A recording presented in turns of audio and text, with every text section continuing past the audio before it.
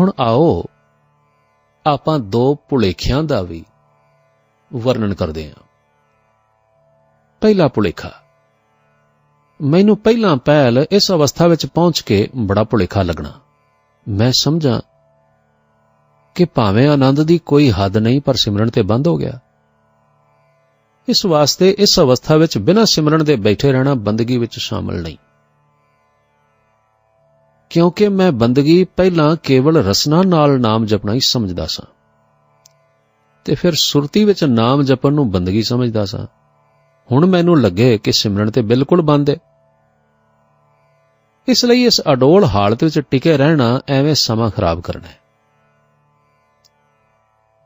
कई साल इस भटकण विच रहण मगरों अखीर मैं महापुरखां नूं मिल के अपना शक दूर करन दा यतन कीता। पहलों मैं श्रीमान बाबा अतर सिंह जी नूं मिलिया, जिन्हां ने मेरी सारी अवस्था सुन के आख्या, काका तेरी ये अवस्था तां पहलियां अवस्थावां नालों भी चंगी है, ते सिमरन दा ते मुख मंतव ही ये अडोल अवस्था पैदा करना हुंदा है। फिर कुछ सालां मगरों मैं डॉक्टर चन्नन सिंह जगराओं वालियां दी संगत राही बाबा नंद सिंह कलेरां वालियां कोल पहुंचिया। आपने भी मेरी कहानी सुन के फरमाया, सिमरन दीयां पहलियां अवस्थावां विच जीव दा ते सुरत दा सिमरन हुंदा है, ते इस तो मगरों सिमरन अडोल अते टिकाव वाली अवस्था विच ही है। आप जी ने फरमान कीता, जदों जीव जुबान नाल जां सुरती नाल सिमरन करदा है तां परमात्मा नालों वख हुंदा है ते मालक दी आराधना करदा है, पर जिवें जिवें वाहिगुरू दे नेड़े आउंदा जांदा है उवें उवें सिमरन बंद हो जांदा है ते मिलाप दी अवस्था पैदा हो जांदी है ते मन रस विच लीन हो जांदा है। फिर आप जी ने फरमान कीता, वेखो लोहे दे दो टुकड़े पहलों वख-वख हुंदे ने, पर जदों एक दूजे नाल जोड़ के टांका लाइए ना फिर वो एक हो जांदे ने। इसे तरह सिमरन टांका लाउण वाली गल है, जीव नूं वाहिगुरू नाल जोड़ के एक कर दिंदा है। इस मगरों महापुरखां ने अखां मीट लईआं ते मैं महसूस कर रहा सां कि वह आप इस अवस्था विच चले गए ने। जदों आपने अखां खोलियां तां मैं हाथ जोड़ के पुछया, महाराज जी मन इस अवस्था विच हर वेले नहीं रहिंदा, इस नूं हर वेले इसे अवस्था विच रखण दा की ढंग है? आपने फरमान कीता, जदों तक इस अवस्था विच मन टिके टिके रहण देना चाहिए, ते जदों इस अवस्था तो मन डिगे तां सिमरन विच पा देना चाहिए। सिमरन विचों फिर इस अवस्था विच मन आपे ही आ जाएगा। फिर जदों तक टिके टिके रहण देना चाहिए। इस तरह अभ्यास नाल कोई वक़्त आवेगा कि मन अपने निज रूप विच हर वेले ही टिकिया रहेगा। दूजा भुलेखा,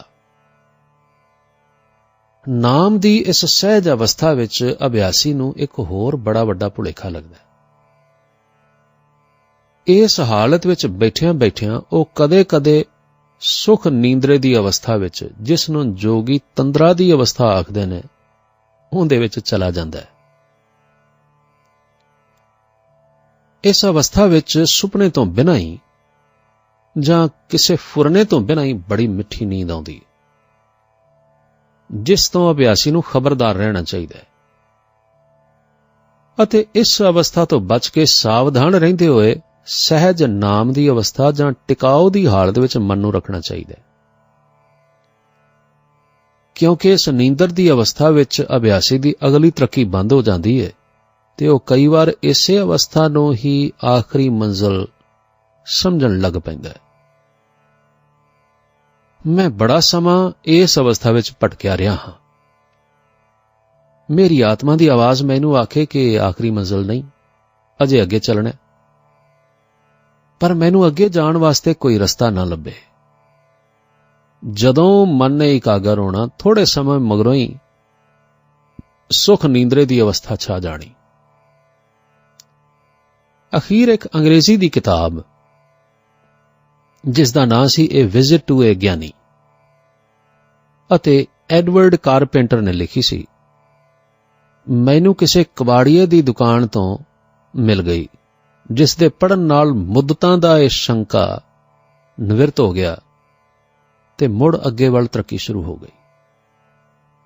ਇਸ ਕਿਤਾਬ ਵਿੱਚ ਇੱਕ ਥਾਂ ਤੇ ਲਿਖਿਆ ਸੀ, ਇਹ ਜਦੋਂ ਤੱਕ ਕਾਮਯਾਬੀ ਆਉਂਦੀ ਪ੍ਰਤੀਤ ਹੁੰਦੀ ਹੈ ਤੇ ਫੁਰਨੇ ਬੰਦ ਹੋ ਜਾਂਦੇ ਨੇ ਤਾਂ ਬੇਹੋਸ਼ੀ, ਜਿਹੜਾ ਕਿ ਦੂਜਾ ਵੱਡਾ ਦੁਸ਼ਮਣ ਹੈ, ਉਹ ਆ ਜਾਂਦਾ ਹੈ। ਇਹਨੂੰ ਵੀ ਜਿਤਨਾ ਬੜਾ ਜ਼ਰੂਰੀ ਹੁੰਦਾ ਹੈ ਕਿ ਜੇ ਫੁਰਨਿਆਂ ਦੀ ਥਾਂ ਤੇ ਨੀਂਦਰ ਜਾਂ ਬੇਹੋਸ਼ੀ ਮੱਲ ਲਵੇ ਤਾਂ ਫਿਰ ਕੀ ਮਿਲਿਆ? ਮਹੀਨਿਆਂ ਨਹੀਂ ਬਲਕਿ ਸਾਲਾਂ ਦੇ ਲਗਾਤਾਰ ਅਭਿਆਸ ਨਾਲ ਇਸ ਦੇ ਕਾਬੂ ਦੀ ਸ਼ਕਤੀ ਉਤਪੰਨ ਹੁੰਦੀ ਹੈ। ਤਾਂ ਅਜੀਬ ਪਰ ਪ੍ਰਤੱਖ ਆਤਮਿਕ ਤਬਦੀਲੀਆਂ ਪ੍ਰਤੱਖ ਵਾਪਰਦੀਆਂ ਨੇ। ਕਦੇ ਅਭਿਆਸੀ ਵੇਖਦਾ ਕਿ ਫੁਰਨਾ ਮਰ ਗਿਆ, ਇਸ ਲਈ ਕੁਝ ਸਮੇਂ ਲਈ ਬੇਹੋਸ਼ੀ ਦੀ ਅਵਸਥਾ ਵਿੱਚ ਟਿਕਿਆ ਰਹਿੰਦਾ। ਫਿਰ ਇਹ ਪਰਦਾ ਵੀ ਉੱਠ ਜਾਂਦਾ ਹੈ ਤੇ ਉਹ ਆਪਣੇ ਸਰੀਰ ਵਿੱਚ ਅਥਾਹ ਅਨੰਤ ਰੌਸ਼ਨੀ ਤੇ ਅਨੁਭਵੀ ਗਿਆਨ ਤੇ ਜਲਾਲ ਠਾਠਾਂ ਮਾਰਦਾ ਪ੍ਰਤੀਤ ਕਰਦਾ ਹੈ, ਜੋ ਕਿ ਉਸ ਦੇ ਅੰਦਰ ਬਾਹਰ ਭਰਪੂਰ ਜਾਪਦਾ ਹੈ। ਉਹ ਆਪਣੇ ਆਪ ਨੂੰ ਪਾਣੀ ਵਿੱਚ ਰੱਖੇ ਹੋਏ ਇੱਕ ਘੜੇ ਵਾਂਗ ਮਹਿਸੂਸ ਕਰਦਾ ਹੈ, ਜਿਸ ਦੇ ਅੰਦਰ ਵੀ ਪਾਣੀ ਹੈ ਤੇ ਬਾਹਰ ਵੀ ਪਾਣੀ ਹੈ। ਇਸ ਅਨੁਭਵੀ ਗਿਆਨ ਵਿੱਚ ਆਤਮਿਕ ਹੋਸ਼ ਹੁੰਦੀ ਹੈ, ਫੁਰਨਾ ਨਹੀਂ ਹੁੰਦਾ। ਇਸ ਸੰਬੰਧ ਵਿੱਚ ਪਾਂਡੀਚਰੀ ਵਾਲੇ ਸ਼੍ਰੀ ਅਰਬਿੰਦੋ ਘੋਸ਼ ਦੇ ਆਸ਼ਰਮ ਦੇ ਇੰਚਾਰਜ ਮਾਤਾ ਮੀਰਾ ਜੀ, ਜਿਹੜੇ ਕਿ ਇੱਕ ਫਰਾਂਸੀਸੀ ਔਰਤ ਨੇ, ਉਹ ਲਿਖਦੇ ਨੇ,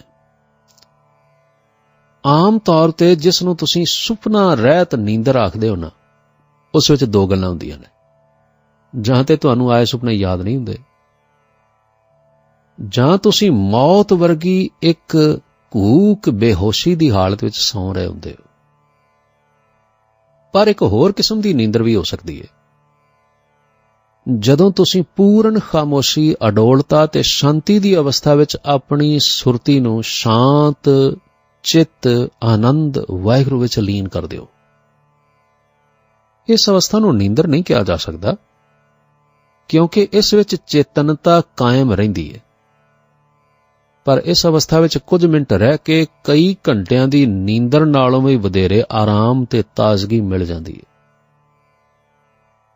ਇਹ ਅਵਸਥਾ ਆਪਣੇ ਆਪ ਨਹੀਂ ਮਿਲਦੀ, ਬਲਕਿ ਮੁੱਦਤਾਂ ਦੇ ਅਭਿਆਸ ਨਾਲ ਆਉਂਦੀ ਹੈ। ਇਸ ਸਹਿਜ ਅਵਸਥਾ ਦਾ ਅਭਿਆਸੀ ਹਰ ਵੇਲੇ ਇਸੇ ਅਵਸਥਾ